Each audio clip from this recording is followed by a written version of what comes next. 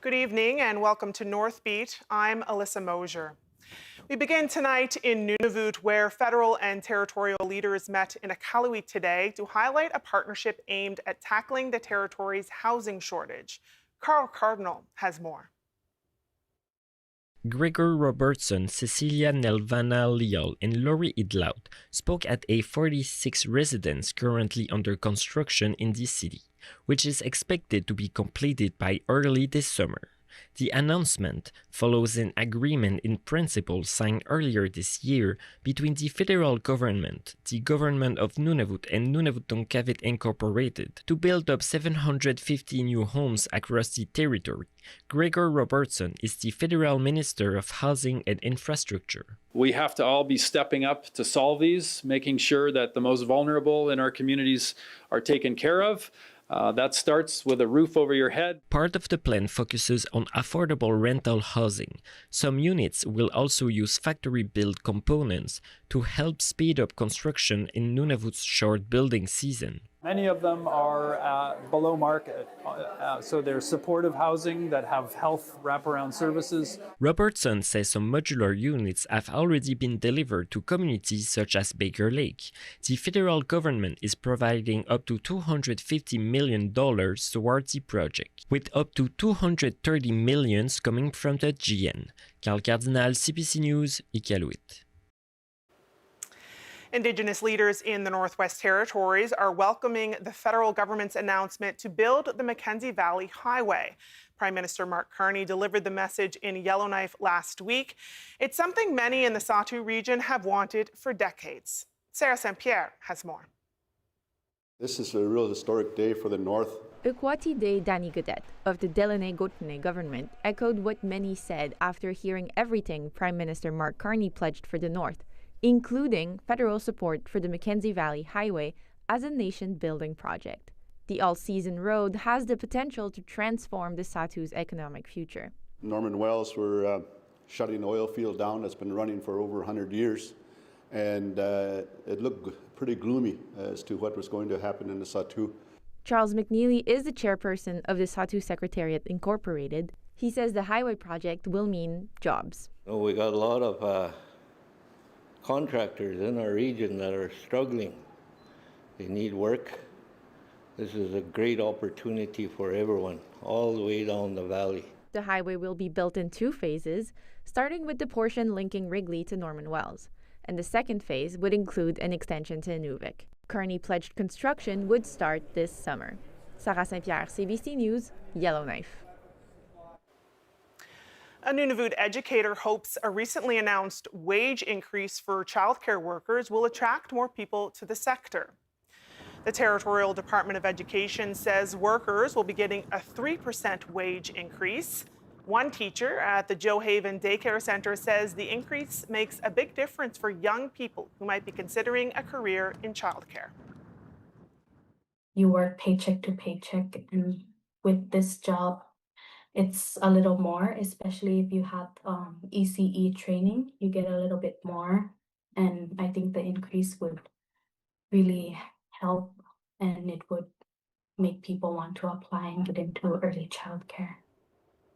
The increase applies to licensed childcare centers serving children up to the age of 6. It comes into effect April 1st. The Northwest Territories government finally passed a trespass act, but it has more work to do to regulate who can carry out arrests. It's a criminal offense to remain at a property after being asked to leave.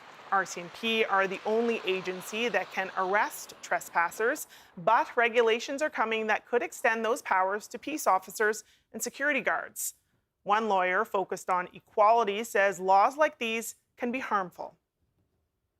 Trespass laws can criminalize poverty, homelessness, people that are seeking shelter, and particularly in regions like Northwest Territories where housing shortages are severe. Issuing fines and jail times will actually worsen these social issues, and they're not effective, and they're actually counterproductive.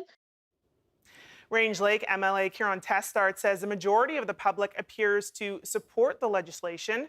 The government will take up to 6 months to create regulations so that peace officers can carry out arrests too. Testart says the committee wants separate regulations for private security officers. Nunavut's power utility says it's dealing with a growing amount of unpaid electricity bills across the territory, and the situation is becoming a challenge for its operations. Killick Energy Corporation, or QEC, says about $30 million is currently owed by residential customers, businesses, and nonprofit organizations. The president of QEC says the debt has been building for years and was made worse by the pandemic. It's put an operational constraint on us. It's difficult for us to operate the way we need to do when we're not collecting on those bills. We certainly understand the pressures that people face paying their bills, but it's something that we need to begin to prudently manage. Douglas says if the debt keeps growing, it could eventually put pressure on electricity rates for all customers. The utility says it might have to install load limiters on some properties. Those are devices that limit electricity use but still allow essential services like heating. QEC is asking people who are behind on payments to contact the company and arrange a payment plan. A woman in Whitehorse is questioning why she's seeing more deer in her neighborhood this winter. Conservation officers say they've been getting calls about the sightings not just in her Riverdale neighborhood, but elsewhere in the city too. Dana Hatherley has more. Riverdale North MLA Carmen Gustafson has been seeing more deer in her yard, the streets, and the greenbelt lately. When she moved to Whitehorse, it was rare for her to see a deer. This season, she says that changed. You can see their tracks and the spots where they bed down, and you can see them up there in the morning sometimes, sort of surveying their kingdom like the Lion King. A local deer expert at the Yukon Wildlife Preserve says multiple factors contribute to more deer sightings as the city sprawls. Rebecca Carter says deer have been a staple in Whitehorse for 100 years. Their range extends from around Dawson City to Mexico. Deer can thrive in urban and suburban places. Harsh cold and deep snow are among the reasons deer numbers are more pronounced this season. They have really small feet, and they're kind of a short animal too, so they have short limbs, and so it makes it really hard to navigate deep snow areas, but also to dig in the deep snow to get food that's buried. Yukon Conservation Officer Services cites a large group of does and fawns for a total of 7 to 10 deer entering Riverdale streets to feed. It attributes increased deer to high snow levels, access to attractants, and safety from predators. It says there's always increased deer sightings in Whitehorse's urban subdivisions at this time of year. While there's no territory-wide population estimate, the Yukon's first aerial drone surveys counted 130 deer along the Alaska-Klondike Highway corridor. MLA Gustafson says she appreciates sharing space with wild animals in the wilderness city. Up over the hill behind me is where she says the deer sometimes go to bed. Dana Hatherley, CBC News, Whitehorse. Let's do this, guys. Getting ready for a game means being ready for anything. You have to be ready off the ice, too. That's why I remember 988, Canada's suicide crisis helpline. Anyone can call or text for free, confidential support from a trained responder. Like a spare stick, it's a good thing to have handy, just in case.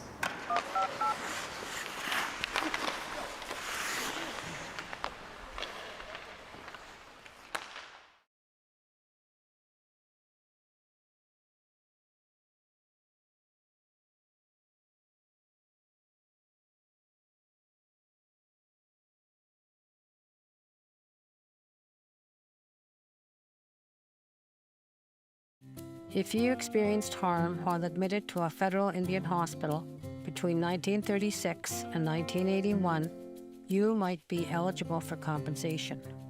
The claims period is now open. Free supports are available to help you submit your claim. Learn more at www.ihsettlement.ca or call 1-888-592-9101.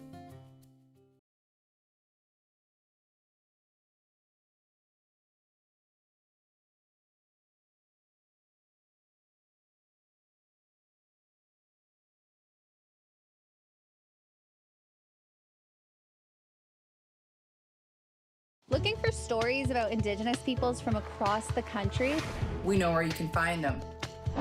Zinez Hotier, my name is Edzi Ulevrin, and I'm Tahltan Nation and Takarura Tlingit First Nation. CBC Indigenous. My name is Brett Forster, and I'm from the Chippewas of Kettle and Stony Point First Nation. Creative. Engaging. Informative. Grounded in First Nation, Métis, and Inuit communities.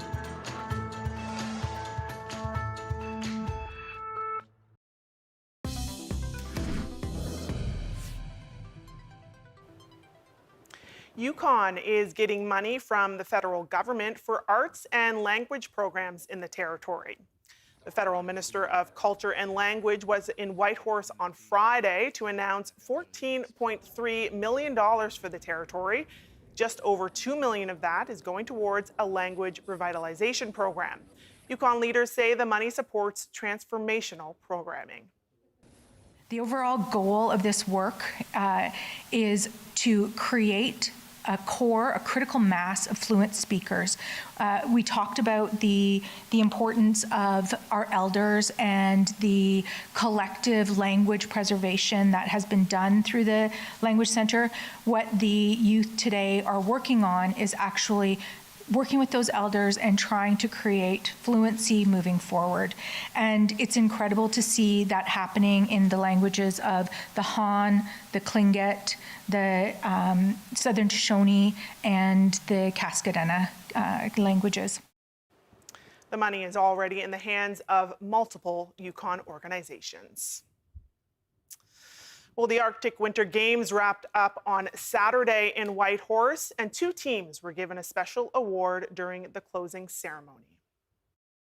For the first time in history, we have a tie. I would like to bring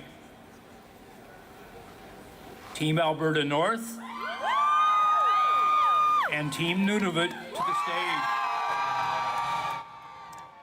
The Hodgson Trophy is usually awarded to a single team. That embodies the spirit of sportsmanship, fair play, and friendship throughout the Arctic Winter Games. This was the first time Alberta North has won the prize, and Nunavut also won. The last time it won the Hodgson Trophy was in 2012. Well, many athletes and volunteers from the Arctic Winter Games may be experiencing the so-called Games letdown today. The president of the host society, who's also a sports psychologist, says they may feel strange and sad. Games week is very intense, and so they were staying in villages and getting on buses and competing hard, and now it's over. And so it's important to have something in between as a buffer so that you're not literally falling off a cliff and getting depressed or getting too quiet. Bilski says one way to create a buffer is to re-watch some of the streamed AWG videos on their website. She says you could also find other ways to get involved in the community and be around people, or even to set new goals. She says you can also figure out exactly what you enjoyed from the games and replicate it in another way. An exhibit at the Yukon Arts Center highlights the broadcast history of CBC North's coverage of the Arctic Winter Games over the years. Behind the broadcast celebrates the journalists and technical crews who covered the games through photographs and Arctic Winter Games memorabilia. The CBC's Dave White and Lawrence Nyali took a tour and went down memory lane.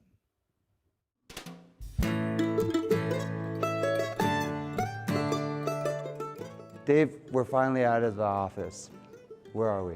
We are in the Yukon Arts Center, and I think this is a great example of how the town of Whitehorse, the city of Whitehorse, has changed. They opened this in 1992, and before then, they used to have like all the big musicals and visiting performers. They would set up in the high school gym or something like that, right? Or in an abandoned building, a couple of places. And then they built this. And it's a beautiful theater. It's a real community center. Yeah. We've had the White Stripes here, big bands play here, big jazz performers play here. And, kids theater, kids dance groups, they play here as well.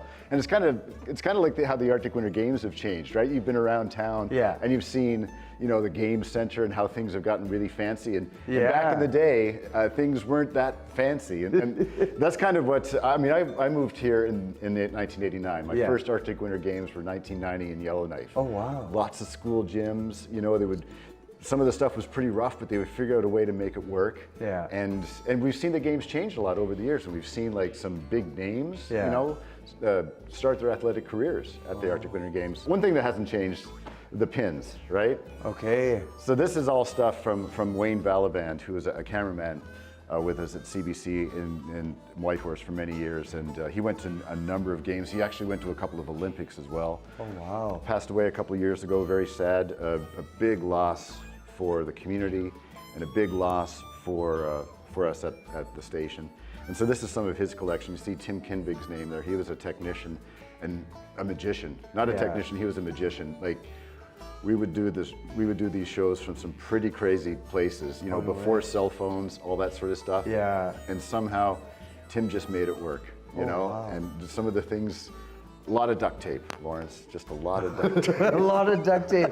Sandy Coleman, of course, she used to work with us at CBC Yukon, and she was a host on radio and TV, and you know, that's why everything's just a little bit extra stylish, you know, for Sandy. Yeah. Oh, nice. And Doris Bill, of course, you know, a prominent Indigenous person, a real leader in our community. She was part of our coverage of the Arctic Winter Games over the years as well. Oh, nice. And you know, you've talked about it this week on the show, how you know, you're starting to see people that you only see at the Arctic Winter Games, and they're your buddies. That's what it was like for us at CBC as well, you know, back in the day. Cool. Tegan Balaban, Wayne's daughter, she put together this exhibit, and of course we have hours and hours and hours of tape. This is a picture of Tim Kinvig. He was the technician. Oh, wow. And you think about the portable stuff. This is the old. Holy smokes! Yeah. This big thing. This must have been what, 15, 10? Oh, that'd be like 25. Oh yeah, about at least 20, that's about 20 pounds. Yeah. So you can tell back in those days, people were in the best shape to carry this kind of stuff around. Well, not only would this thing weigh 20 pounds, but it would burn through batteries like you have no idea. So you'd have like a bag of batteries with you too. This is called a typewriter, Lawrence. You're probably too young to have ever seen one before. Yeah. How does it work? It's like a computer. Like a computer? But you have to live with your mistakes. And so you must have come here quite a bit. Oh yeah. I mean, come here for I've seen hundreds of shows up here. We're about to head into a very cool art exhibit. This is another real gem of the space. The Caribou Art Project. Yeah, and the other thing that's cool is you know, it's a very community space here at the Art Center, and obviously, you know, Leanne did a lot of work getting this together, but it took dozens of people. They had basically 2 nights where they came and they put them all together to create this display. So lots of people, like not artists, just people that were willing to lend a hand to come up and put this together. So it's just a very cool thing talking about the importance of caribou to our people. There's an audio that describes traditional knowledge of how the people utilize this animal, which has been here since the Ice Age. These guys have been around for millions of years. Yeah, well, and we talk about it a lot, you know, about climate change and how the environment's changing, how it changes the caribou, and how Indigenous people and their stories can help inform that, because, you know, non-Indigenous people, our records don't go back that far, but Indigenous stories go back hundreds and thousands of years, and they can tell you that, you know, this is how the animal, which is so important, how it adapts when things change. So it gives us a base of knowledge that we can draw from. Oh wow, yeah, I've heard lots of stories about these animals, you know, how they came to the people through this big portal that Creator had knew that the people needed this animal, so he sent Midzi, he sent the caribou to the people. And the stories that we have is in the animal, there's a map to the people. And so no matter where the people in the north go, the caribou will always be close by, just in case the people need its hide for clothes, its bones for tools, its meat for food. Cool. Yeah. So there's a lot of really great knowledge, I think, that across the circumpolar regions of the Arctic know a great deal about this animal because, you know, they came to the people in a time of great need. Well, I mean, it's interesting too to be here at the Arctic Winter Games this year, and so much has changed since you know, the early 70s when these games started, and you know, with all that's going on in the political world these days, a lot of attention is being paid to the region. And you know, I just had an interview with some people yesterday who said that there's a lot that the rest of the world can learn from the way people are coming together at these games and sharing their stories and sharing their knowledge and their history. Yeah, it's great to be out of the office and, you know, out of the field and actually spend some time with you. Yeah. And you teaching me, you know, you kind of taking me into your wing and showing me what the Yukon, or just Yukon and Whitehorse has to offer. You know, we've worked a lot over the years, right? And this is the first time I've had a chance to actually spend time with you, so it's so cool. Thanks so much for coming, Lawrence, and thanks for all your work. It's a pleasure. Thank you, Dave. Right on, man. This is awesome.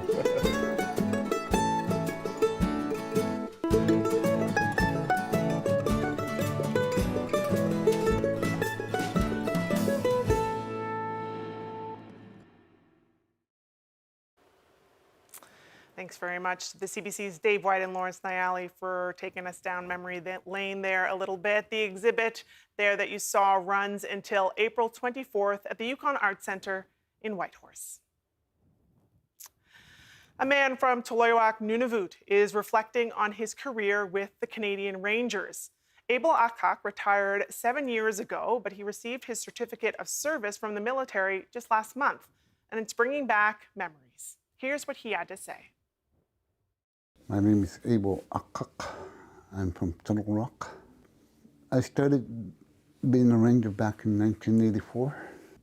The way I found out about the rangers that they're starting up here in Toloyoak was from the Hamlet Council. The senior administrative officer asked me if I can join. There was about 12 or 14 of us that became rangers. A lot of us were just very new to this program, so we really didn't know too much about the program that's going to go on. They issued us a 303 rifle. They gave us a ranger sweater, a ranger band that goes on here, and a cap, a ranger cap. An instructor would come from Yellowknife and teach about search and rescue, land skills, navigation skills from the older people that were rangers. We learned a lot from the older rangers about navigation, safety on land and ice. That was my main goal. Learn to survive in the Arctic. During that first time, we did a trip down to Tom Bay, that's north of here, and we learned to do patrolling.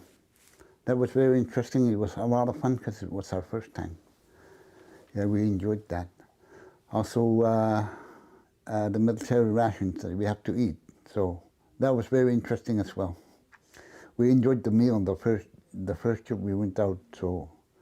But then it only lasted a couple of days, and we went back to our normal diet, eating country food. So that was a lot of fun.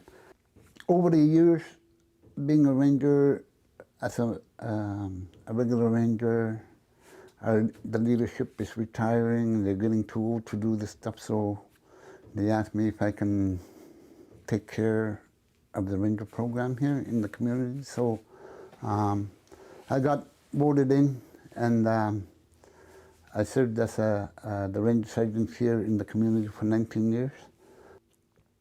The best part I like working with the patrol, going out on the land, getting the training done for the younger fellas, and the ranger instructors that teach us on survival skills, search and rescue, and the Inuit way of doing survival skills. I put them together, and I use both sides, how the military do their search and rescue and how the Inuit do their search and rescue up here. I collected all those things together and I try to use what's the best way we can do search and rescue up here in the north. I didn't want to retire. I can keep going because I feel healthy enough to still work up to today, but conditions for my wife, illness kind of slowed me down. I better take care of my wife. Back in 2017, I was trying to get my retirement all done, but then they didn't know I was retiring in the head office in Yellowknife, so they keep calling me. So I went off for a few years, on and off, just voluntary, and yeah, I finally got my retirement papers a couple of weeks ago, so I'm finally retired.